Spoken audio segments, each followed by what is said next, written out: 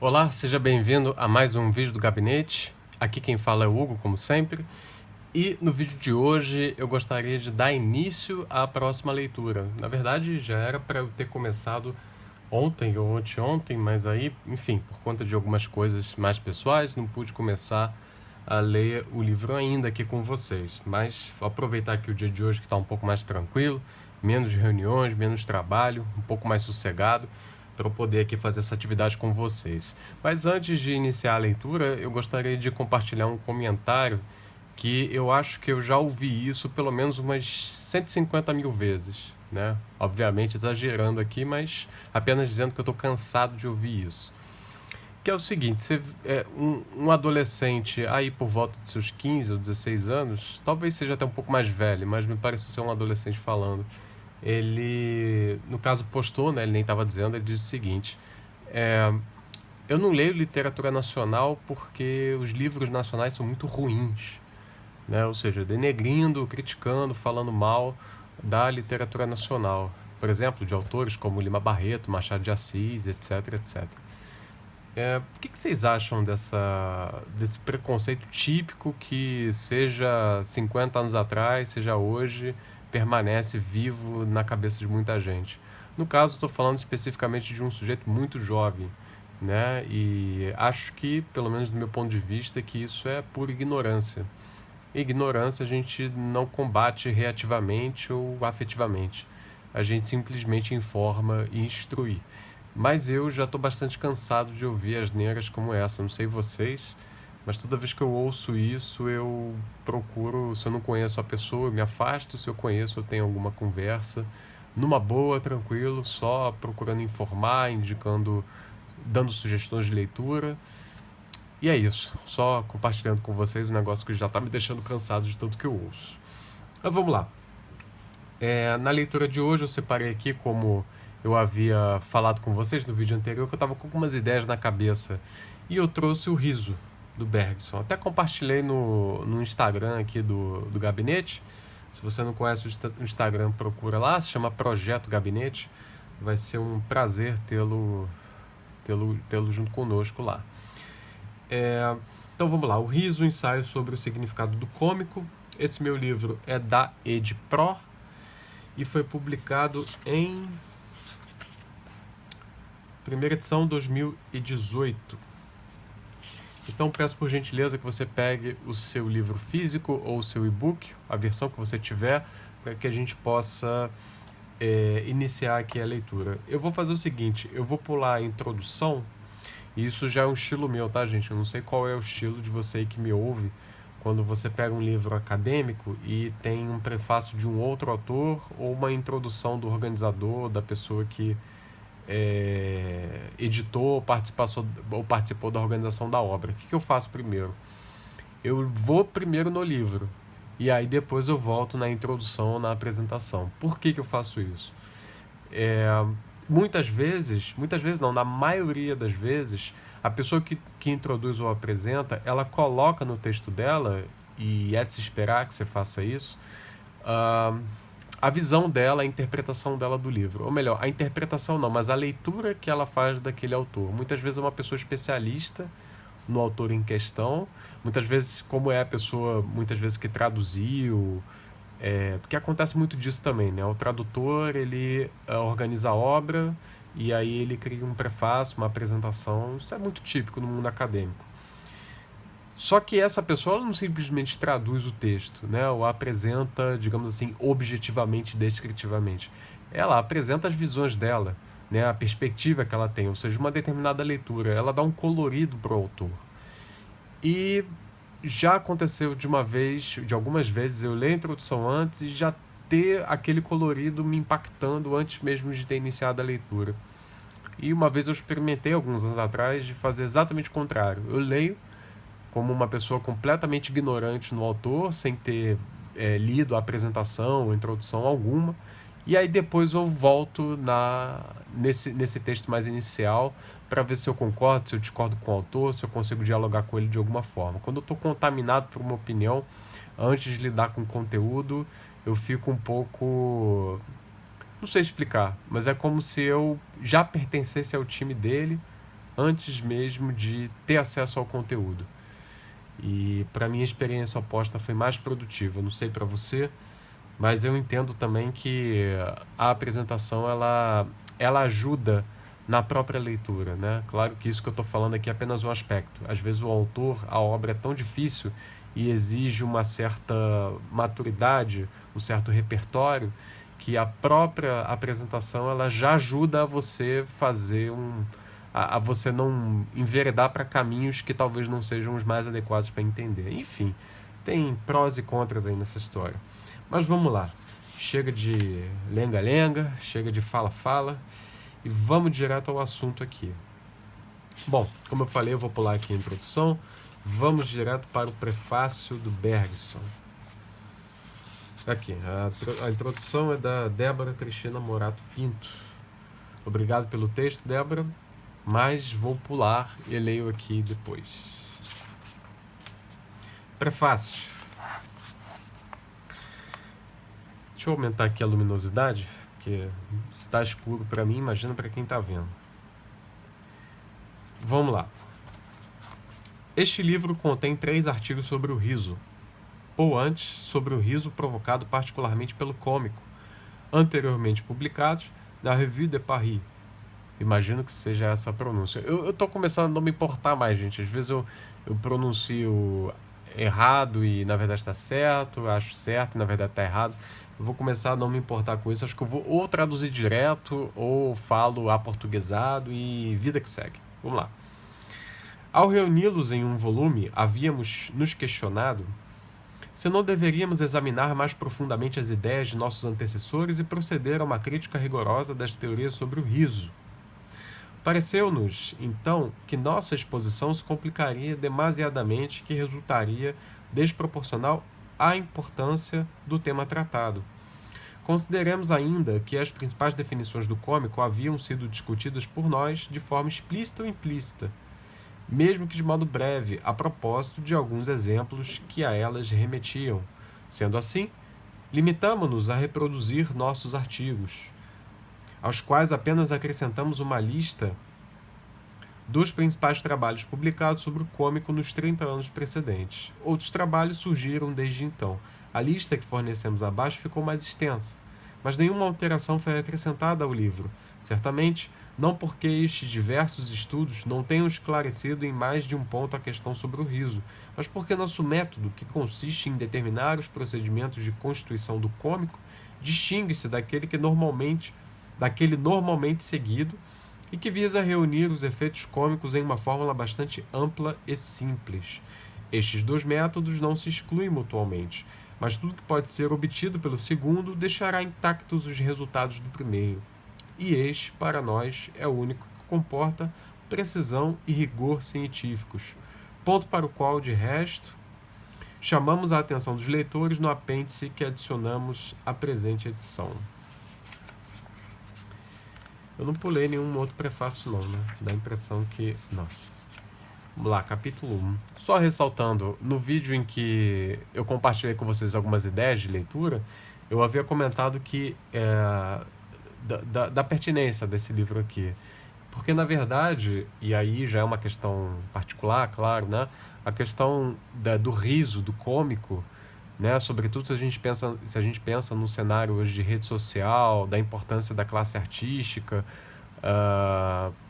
porque essas pessoas têm milhões de seguidores nas redes sociais e muitas vezes enveredam para uma questão política, para o debate político, tendo vindo por meio do humor. Ou seja, pessoas que começaram ganhando visibilidade, ganhando seguidores por meio de piadas, por meio do próprio humor, né?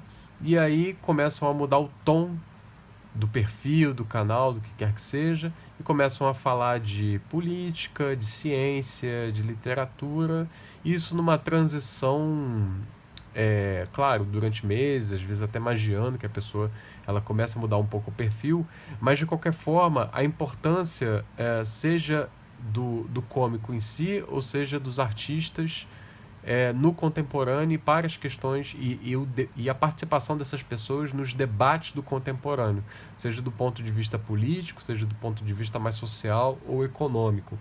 Então, quando eu penso no riso, eu penso no Brasil, na nossa política e no contemporâneo. Por isso que eu selecionei esse texto clássico da filosofia, né, sobre o cômico, do Henri Bergson, para que a gente possa não exatamente ler a realidade brasileira, acho que isso seria um equívoco, mas a partir do que está aqui, pensar em algumas questões, alguns elementos que remetam às questões contemporâneas, sem necessariamente respondê-los ou dar um ponto final.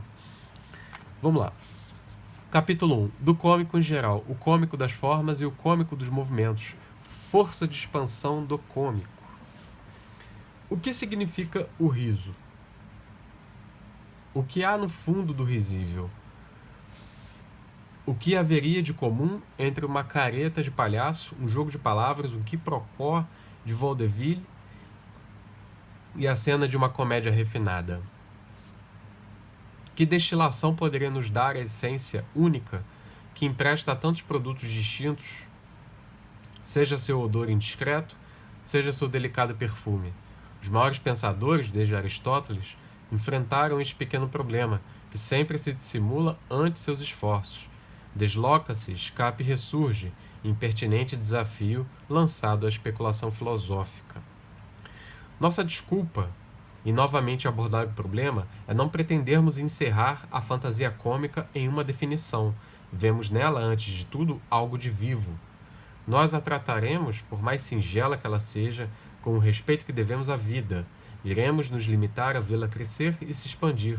De forma em forma, por gradações insensíveis, ela realizará sob nossos olhos as mais singulares metamorfoses. Não desprezaremos nada do que tivermos visto. Talvez assim, por meio desse contato, possamos alcançar algo de mais flexível do que uma definição teórica, um conhecimento prático e íntimo, como aquele que nasce de uma longa camaradagem.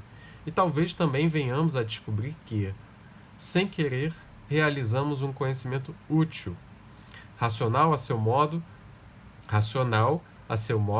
até em seus maiores devaneios, metódica em sua loucura, sonhadora sem dúvida, mas evocando em sonhos visões que são imediatamente aceitas e compreendidas por toda uma sociedade.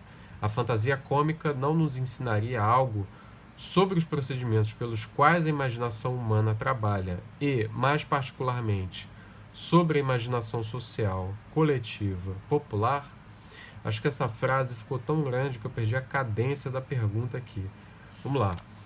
Racional. Deixa eu pegar minha canetinha. Comecei a ler sem minha caneta. Racional a seu modo, até em seus maiores devaneios, metódica em sua loucura, sonhadora sem dúvida, mas evocando em sonhos visões que são imediatamente aceitas e compreendidas por toda uma sociedade, a fantasia cômica não nos ensinaria algo sobre os procedimentos pelos quais a imaginação humana trabalha, e mais particularmente sobre a imaginação social coletiva popular? Nascida na vida real, aparentemente aparentada à arte, não nos diria algo também sobre a arte e sobre a vida? Iniciemos com 3 observações que consideramos fundamentais. Elas dizem respeito menos ao cômico em si do que ao lugar no qual é preciso procurá-lo. Eis o primeiro ponto sobre o qual chamamos a atenção. Não há cômico fora do que é propriamente humano. Uma paisagem pode ser bonita, graciosa, sublime, insignificante ou feia. Nunca será risível.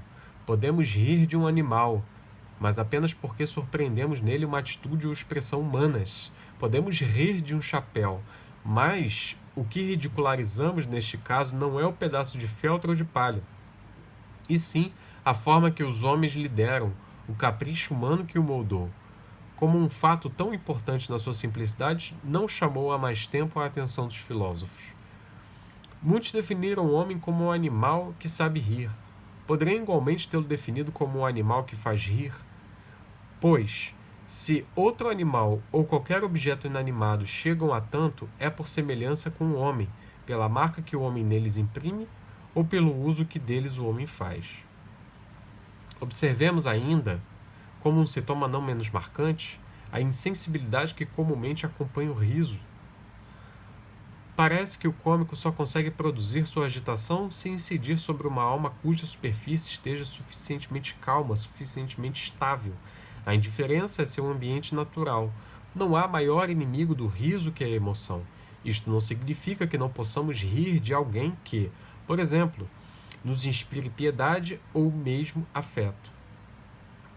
Mas apenas que por alguns instantes será preciso esquecer este afeto, silenciar esta piedade. Em uma sociedade de inteligências puras, provavelmente ninguém choraria, mas certamente as pessoas ainda ririam. Essa frase é boa. Em uma sociedade de inteligências puras, provavelmente ninguém choraria, mas certamente as pessoas ainda ririam. Ao passo que entre almas invariavelmente sensíveis, em uníssono com a vida, na qual todo o acontecimento se prolongasse em ressonância sentimental, não se conheceria nem compreenderia o riso. Experimente por um momento interessar-se por tudo que é dito e por tudo que é feito. Haja em imaginação com aqueles que agem. Sintam com aqueles que sentem. Dê, enfim, a maior amplitude possível à sua simpatia. Deixa eu ajeitar a luz aqui que essa sombrinha está me atrapalhando. Ai, calma aí. Eita, acho que eu vou ter que cortar o vídeo aqui porque a luz está numa posição horrível. Peraí. Vamos lá. Acho que agora ficou melhor aqui a luz. Quer dizer, pelo menos para mim, né? Não sei se para vocês desde o início estava ruim, mas aqui estava. Vamos lá, vou ler essa frase aqui de novo. Experimente por um momento interessar-se por tudo que é dito e por tudo que é feito. Haja em imaginação com aqueles que agem. Sinta com aqueles que sentem. Dê, enfim, a maior amplitude possível à sua simpatia. Como sob um passe de mágica verá os objetos mais superficiais adquirirem peso e uma coloração severa sobrepor-se a todas as coisas. Agora, desligue-se, assista à vida como um espectador indiferente. Muitos dramas se transformarão em comédia. Basta que tampemos os ouvidos ao som da música em um salão de dança, para que imediatamente os dançarinos nos pareçam ridículos. Quantas ações humanas resistem a uma prova deste tipo? E quantas não veríamos passar do grave ao divertido se as isolassem da música, do sentimento que as acompanha? Em suma, o cômico exige, para produzir seu efeito, algo como uma anestesia momentânea do coração. Ele se dirige à inteligência pura. Entretanto, esta inteligência deve se manter em contato com outras inteligências. Eis aqui o terceiro fato para o qual gostaríamos de chamar a atenção. Não apreciaríamos o cômico se nos sentíssemos isolados. Aparentemente o riso tem necessidade de eco. Escute-o bem. Não se trata de um som articulado, preciso, acabado, mas algo que gostaria de se prolongar, reverberando gradativamente, algo que começa com um estrondo para continuar por ressonância, assim como um trovão na montanha. E, no entanto, tal repercussão não deve ir ao infinito. Ela pode se mover dentro do maior círculo possível. Nem por isso tal círculo será menos fechado. Nosso riso é sempre o riso de um grupo. Talvez já lhe tenha ocorrido ouvir em um vagão de trem ou em uma mesa de hotel, viajantes contarem histórias que para eles devem ser muito engraçadas, pois que riem às gargalhadas. Você teria rido com eles se fizesse parte do grupo. Não fazendo, não tem vontade alguma de rir. Um homem, a quem perguntaram por que não chorava em um sermão na qual todos derramavam lágrimas, respondeu: eu não sou da paróquia. O que este homem pensava sobre lágrimas vale muito mais para o riso. Por mais franco que pudermos supô-lo, o riso esconde um entendimento prévio, eu diria quase uma cumplicidade com os outros ridentes, reais ou imaginários. Quantas vezes já se notou que, no teatro, os espectadores riem mais quanto mais cheia está a sala? Quantas vezes já se observou, por outro lado, que muitos efeitos cômicos não podem ser traduzidos de uma língua para outra, pois que são relativos aos costumes e às ideias de uma determinada sociedade?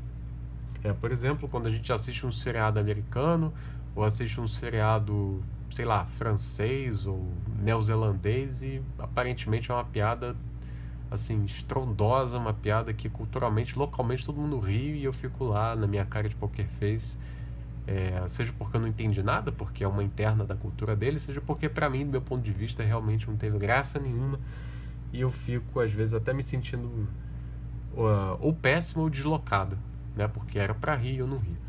Então vamos lá.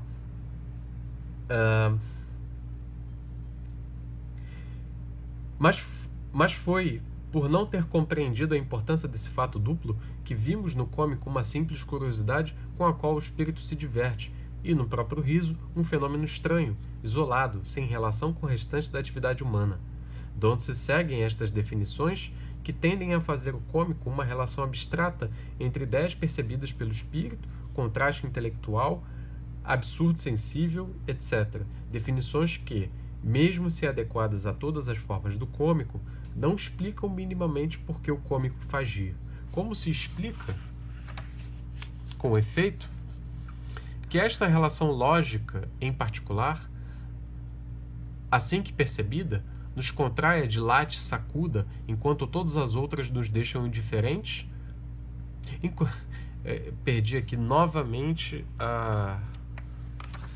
o efeito da questão no final, o efeito de uma frase que é uma pergunta. Como se explica, com efeito, que esta relação lógica em particular, assim que percebida, nos contraia, dilate, sacuda, enquanto todas as outras nos deixam indiferentes? Por isso que às vezes eu gosto do espanhol, que você já sabe desde o início que na verdade é uma pergunta e a sua mente acaba de alguma forma não, né? Acaba pensando em formato de pergunta. No português, infelizmente, não tem essa facilidade. Não abordaremos o problema por esse lado. Para compreendermos o riso, é preciso recolocá-lo em seu ambiente natural, que é a sociedade. É preciso, sobretudo, determinar sua função útil, que é uma função social. Tal será, digamos desde agora, a ideia diretriz de toda a nossa investigação. Essa parte é tão importante que eu vou ler de novo. Para compreender o riso, é preciso recolocá-lo em seu ambiente natural, que é a sociedade. É preciso, sobretudo, determinar sua função útil, que é uma função social. Tal será, digamos desde agora, a ideia diretriz de toda a nossa investigação. O riso deve responder a certas exigências da vida em comum. O riso deve ter uma significação social. Marquemos claramente o ponto para o qual convergem nossas três observações preliminares. O cômico nascerá, aparentemente, quando os homens reunidos em grupo voltarem toda a sua atenção sobre um dentre eles, calando sua sensibilidade e exercendo apenas sua inteligência. Qual é então o ponto particular sobre o qual a atenção deverá se dirigir? Em que se empregará aqui a inteligência? Responder a estas questões já será circunscrever mais de perto o problema. Alguns exemplos, no entanto, tornam-se indispensáveis. Vou encerrar essa parte por aqui. Na próxima a gente já inicia aqui a 2. Obrigado pela sua atenção e até o próximo vídeo. Tchau, tchau.